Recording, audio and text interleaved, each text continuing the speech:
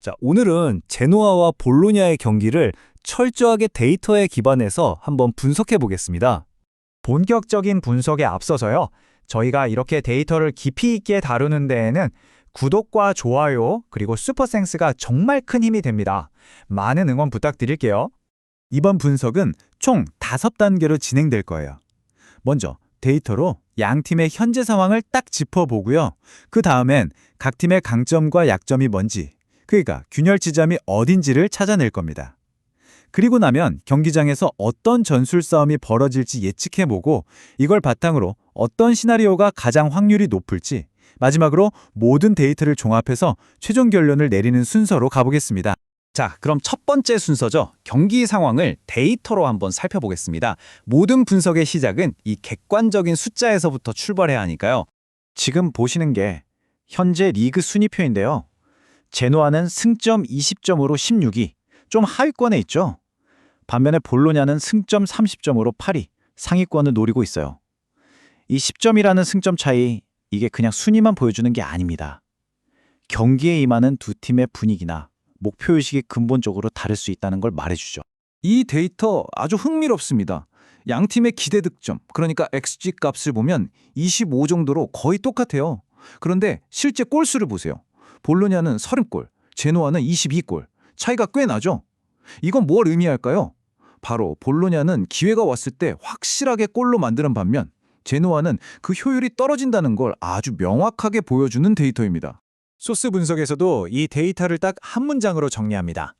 이는 득점 기회에서의 결정력 부족을 의미한다. 네, 말 그대로 기회는 만드는데 마무리가 잘 안 된다는 거죠. 두 팀이 과거에 어떻게 싸웠는지도 한번 보죠. 최근 5경기를 보면 2승 2무 1패로 제노아가 아주 근소하게 앞서긴 하는데요. 근데 가장 최근 경기는 또 볼로냐가 이겼어요. 데이터상으로 보면 정말 팽팽한 관계라고 할 수 있겠네요. 이 기록들을 좀 더 깊이 들여다보면 중요한 패턴 2가지가 보입니다. 첫째, 5경기 중 4경기에서 두 팀 다 골을 넣었어요. 서로의 수비는 어떻게 뚫는지 잘 안다는 뜻이죠. 그리고 둘째, 이게 더 중요한데요. 제노아가 5번 중에 4번이나 먼저 골을 넣고도 경기를 못 이겼다는 사실입니다. 이건 데이터가 명확하게 말해주고 있는 거예요. 경기를 잘 이끌어가다가도 막판에 집중력이 흔들리면서 결과를 못 가져오는 경향이 있다는 거죠. 자, 이제 두 번째 섹션입니다. 이번 경기에서 가장 큰 변수가 될 수 있는 거죠. 바로 선수단 상황을 한번 뜯어보겠습니다. 이 표를 보시면 양 팀이 지금 똑같은 문제에 부딪혔다는 걸 알 수 있어요. 바로 수비 라인에 구멍이 생겼다는 겁니다. 제노아는 핵심 중앙 수비수인 웨스티고르가, 볼로냐는 왼쪽 수비수 미란다가 징계 때문에 못 나와요. 양 팀 모두 수비에 큰 공백이 생겼는데 과연 어느 쪽 손실이 더 뼈아플까요? 98%. 방금 보신 98%, 이게 바로 제노아 수비수 레오 웨스티고르의 공중볼 경합 승률 데이터입니다. 그러니까 그의 결장은 단순히 수비수 한 명이 빠지는 그 이상의 의미를 가져요. 데이터에 따르면 그는 수비의 리더일 뿐만 아니라 세트피스 상황에서는 4골이나 넣은 공격의 핵심이기도 하거든요. 그의 부재는 말 그대로 제노아의 공수양면에서 기둥 하나가 빠져버리는 것과 같습니다. 반면에 볼로냐의 공격진 데이터는 여전히 강력합니다. 7골을 기록 중인 리카르도 오술리니, 그리고 6골을 넣은 산티아고 카스트로가 있죠. 여기서 특히 주목해야 할 점은 이 카스트로 선수가 제노아의 가장 큰 약점, 즉 공중볼 장악력을 잃어버린 그 중앙 수비를 직접적으로 공략할 거라는 분석입니다. 제노아의 가장 아픈 곳을 볼로냐의 강점이 정면으로 찌르는 구도가 만들어지는 거죠.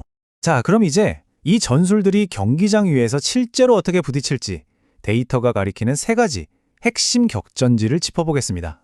먼저 시스템부터 볼게요. 제노아는 3-5-2 포메이션으로 일단 수비를 단단하게 하고 역습을 노리는, 말하자면 방패 전략을 쓰죠. 반면에 볼로냐는 4-2-3-1을 기반으로 계속 공을 돌리면서 상대를 압박하는 창에 가까운 스타일입니다. 그러니까 이건 견고한 방패와 날카로운 창의 대결, 이렇게 볼 수 있겠네요. 첫 번째 싸움터는 바로 측면입니다. 제노아의 공격을 만드는 아론 마르틴과 볼로냐의 핵심 득점원 리카르도 오솔리니가 바로 이 공간에서 정면으로 충돌해요. 마르틴이 공격의 활로를 여느냐 아니면 오솔리니가 이 수비를 뚫어내느냐에 따라서 경기 흐름 전체가 바뀔 수 있습니다. 두 번째 격전지는 제노아의 심장부, 바로 중앙 수비입니다. 웨스티고르가 사라진 바로 그 빈 공간을 볼로냐의 스트라이커 산티아고 카스트로가 아마 집요하게 파고들 겁니다. 제노아 입장에서는 가장 막고 싶지만 동시에 가장 약점이 노출된 공간이 될 가능성이 아주 높아요. 그리고 마지막 싸움은 중원에서 벌어집니다. 제노아의 엔진이죠. 모르텐 프렌드럽. 그의 엄청난 활동량이 볼로냐의 그 정교한 패스 줄기를 얼마나 끊어낼 수 있을지가 관건이에요. 이건 말 그대로 한 명의 에너지가 조직적인 시스템 전체를 상대로 싸우는 구도라고 볼 수 있습니다. 자, 지금까지의 분석을 바탕으로요, 이제 시장 데이터를 활용해서 나올 수 있는 세 가지 시나리오를 한번 검토해 보겠습니다. 통계 모델은 원정팀인 볼로냐의 순을 들어주고 있습니다. 승리 확률이 44%로 29%인 제노아보다 꽤 높게 나왔죠. 이 숫자는 시장이 제노아의 핵심 수비수 공백이라는 변수를 얼마나 심각하게 보고 있는지 그걸 명확하게 보여주는 증거라고 할 수 있습니다. 이 확률 데이터를 기반으로 세 가지 시나리오를 생각해 볼 수 있습니다. 첫 번째, 가장 합리적인 선택은 양팀 모두 득점입니다. 과거 기록도 그렇고 지금 양팀 수비가 모두 불안하니까 가장 가능성이 높다고 볼 수 있죠. 두 번째, 조금 더 높은 수익을 노린다면 볼로냐의 승리, 그리고 2.5골 이상을 조합하는 방법이 있고요. 마지막으로 좀 안정적으로 가고 싶다 하시면 무승부까지 방어해주는 볼로냐 핸디캡 0이나 더블 찬스가 있겠습니다. 네, 이제 모든 분석을 종합해서 데이터가 우리에게 말해주는 최종 결론이 무엇인지 말씀드리겠습니다. 지금까지 정말 많은 데이터를 살펴봤는데요. 이 경기의 승패를 가를 단 하나의 가장 결정적인 변수는 과연 무엇일까요? 최종 결론입니다. 모든 데이터는 볼로냐의 2대1 승리를 가리키고 있습니다. 이 예측의 핵심 근거는 아주 명확해요.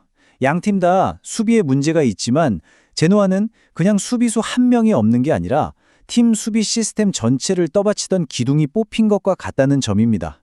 바로 이 구조적인 차이가 승패를 가를 가장 결정적인 변수가 될 겁니다. 따라서 볼로냐가 이기되 제노아 역시 흔들리는 볼로냐 수비를 뚫고 한 골 정도는 만회하는 그림, 즉 양팀 모두 득점이 가장 확률 높은 시나리오로 분석됩니다.